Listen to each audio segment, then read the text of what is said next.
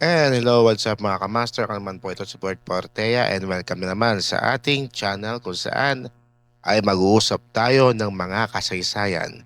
And today's episode ay pag-uusapan natin ang kasaysayan ng Quezon City. Yan, no? Napaka-special nito lalong-lalo na sa mga kamaster natin diyan na nasa Quezon City para malaman natin kahit lang naman na background lang ng kasaysayan kung paano naitayo ang Quezon City. Kung paano ito nabuo.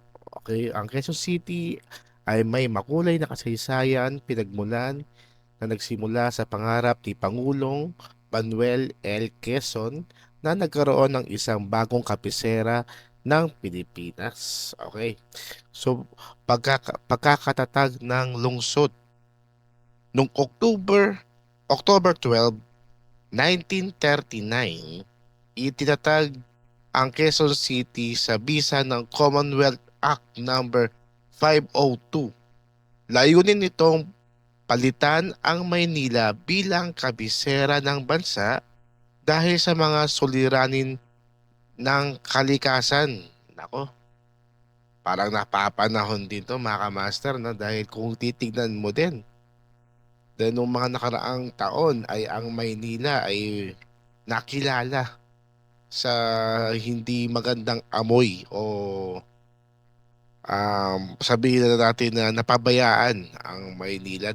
At ito ay ano din no, suliranin sa kalikasan, kakulangan sa pabahay at pagsisikip ng populasyon. Ayan. So noong 1939 pala sa Maynila ay meron ng kakulangan sa pabahay at pagsisikip ng mga populasyon. Ang lungsod ay binubuo mula sa mga bahagi ng mga bayan ng Caloocan, Marikina, San Juan at Pasig. Kabilang ang mga lugar tulad ng San Francisco del Monte, Novaliches at Balintawak. So ito yung mga sakop ng ng Quezon City. Kung ito ay titignan sa mapa ng Metro Manila, ang Quezon City ang pinaka may malaking portion talaga, no? Sa mapa pa lang makikita talaga. So, pagiging kabisera ng Pilipinas. So, naging ano siya, naging capital city siya ng Philippines. Dahil noong Hulyo 17, 1948, sa bisa ng Republic Act number 333, opisyal na naging kabisera ng Pilipinas ang Quezon City. Pinalawak ang mga hangganan nito upang maisama ang mga karatig na lugar. Kayo pa man, noong 1976, mga ano din, no, mga ilang taon din, ibinalik sa Maynila ang pagiging kabisera ng bansa. Okay, so mga ilang taon lang din na naging capital city ang Quezon City. Ako nung bata ako, naguguluhan din, medyo napapaisip din ako no kung ano ba kasi kung titingnan mo rin napakaunlad din talaga ng Quezon City, no. Kung ito ba ay sentro ng Pilipinas. Okay? Pagpaplano at pag-unlad. Ang Quezon City ay isang planadong lungsod na idinisenyo sa ilalim ng tinatawag na Frost Plan noong 1941. Layunin nitong lumikha ng isang modernong lungsod na may balanseng espasyo upang pamahalaan, tirahan at para sa komersyo. Yan, noong 1941, no, mayroon palang plano dyan para mas malawak ang ang populasyon at marami na rin tumira sa Quezon City. Ano ba yung mga makasaysayang pangyayari, no? Mga historic event na nangyari sa Quezon City. So number one dito, yung himagsikan sa Pugad Lawin noong 1896. Dito nagsimula ang revolusyon laban sa Espanya na pinamunuan ni Andres Bonifacio.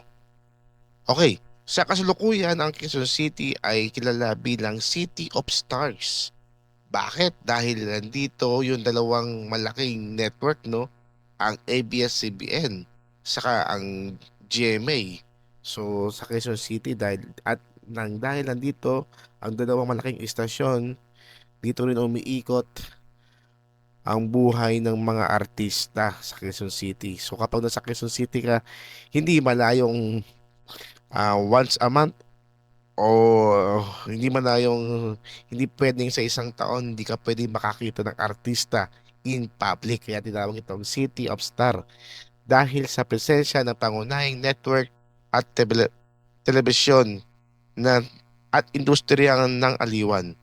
Ito rin ang tahanan ng mga prestigyosong universidad tulad ng University of the Philippines Diliman at Ateneo de Manila bilang pinakamalaking lungsod sa Metro Manila sa lawak at populasyon. Patuloy nitong pinagsisilbihan ang sentro ng edukasyon, kultura at pamalahan ng bansa. Ayun mga kamaster, no? So, background lang naman ito ng kasaysayan ng Quezon City. Ikaw, ano bang yung mga ano no, mga kwentong Quezon City diyan? I-comment mo naman sa baba at atin yung pag-usapan. So by the way, ako lang si Bert Portea at salamat sa inyong pakikinig at panonood.